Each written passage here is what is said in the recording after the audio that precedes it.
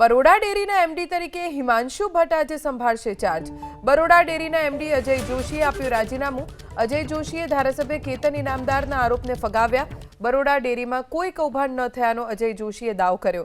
મેરકુવા દૂધ ઉત્પાદક મંડળીના મંત્રીએ ગેરરીતિ કરી નાણાં ટ્રાન્સફર કરાવ્યા હતા।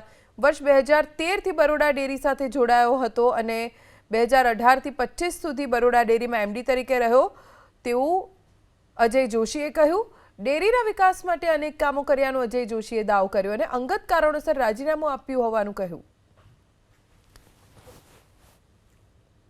તપાસ કમિટી અમારા સંઘના 2 અધિકારીઓ દ્વારા કરવામાં આવેલી છે અને તેનો તપાસનો રિપોર્ટ જિલ્લા રજિસ્ટ્રારશ્રીને અને તેની નકલ આપણે ધારાસભ્ય શ્રી કેતનભાઈ ઇનામદાર સાહેબને પણ આપણે મોકલેલી છે। એની અંદર મંત્રીશ્રી પોતે કબૂલ કરે છે કે તેમણે જે મૃતકોના ખાતાનો ઉપયોગ કર્યો છે તે ખોટું કર્યું છે, પણ એમાં નાણાકીય કૌભાંડ કશું થયેલું નથી। જે પૈસા ઉપાડ્યા છે તે દરેકે દરેક દૂધ ભરનાર સભાસદોને આપેલા છે।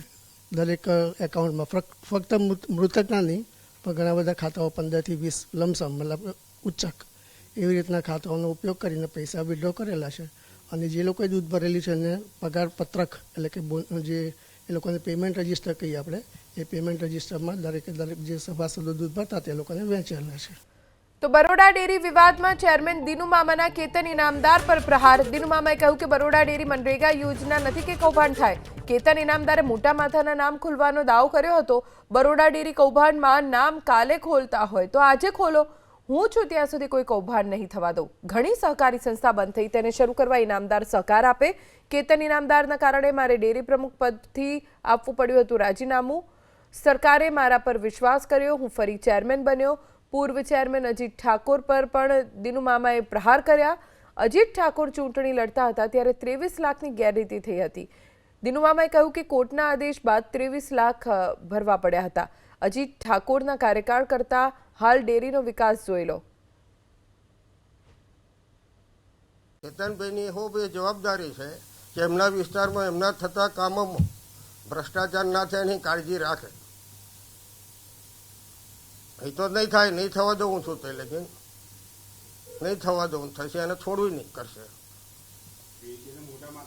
મોટા માથા રાત કાલે આવતા હોય તો આજે લાવે, કાલે ખોલવાના હોય તો આજે ખોલાઈ નાખે। મારી પર તો આક્ષેપ કરવાના, અમે વહીવટમાં બેઠા છે એટલે કરવાના। પણ સાથે સાથે એક વાત કહું કે વડોદરા જિલ્લામાં સહકારી ક્ષેત્રની એક આ સારી સંસ્થા વહીવટ કરે છે। બહુ સંસ્થાઓ બંધ થઈ ગઈ, એ સંસ્થાઓ ચાલુ કરાવવામાં પણ કેતનભાઈ થોડો સહયોગ આપે અને ખેડૂતોને ફાયદારૂપ મદદ કરાવે એવી આશા રાખું કે એમના વખતે કેટલી મંડળીઓ હતી। હું બી ઉપપ્રમુખ હતો, એ ભાઈ ઉપપ્રમુખ હતા, મારા પાપથી જ પ્રમુખ બેઠા છે અને 23 લાખ રૂપિયા એમને જે ગરબડ કરી અને હાઈકોર્ટના ચુકાદાના અંતે એમને ફરી ચૂંટણી લડવી હતી એટલે હાઈકોર્ટે એમને 23 લાખ રૂપિયા ભરેલા। આ 23 લાખ રૂપિયા મને કે તમે મને પાછા આપો। આ પ્રમુખની કેટલી લાગણી છે દૂધ ઉત્પાદકો પર એ તમને બતાવું છું।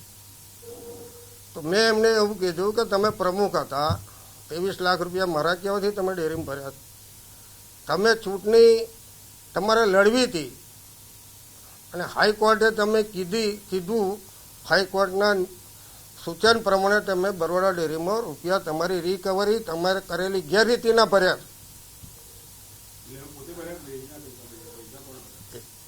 એમને ભર્યા અથવા એમને કોકે આલ્યા હોય એની પાસેથી લઈને ભર્યા હોય, અમે નહીં ભર્યા, અંગત ભર્યા, અંગત ઉપયોગમાં વાપર્યા હોય તો। અને એમના વખતે જે વહીવટ ચાલતો હતો તે વખતે કેટલી મંડળીઓ હતી ને આજે કેટલી મંડળીઓ છે એ તપાસે। એમને કેટલો ભાવફેરની રકમ આપી એ જોઈ લે અને અમે કેટલી આપી તે જોઈ લે, એટલે ઊંડા પાણીમાં ઉતરવા કરતો આક્ષેપ કરવો બહુ હેલો છે। એક ઓગળી મારા તરફ કરશે તો 4 ઓગળી એમના તરફ રહેલી છે, એ સમય આવે મેં પુરવાર કરી।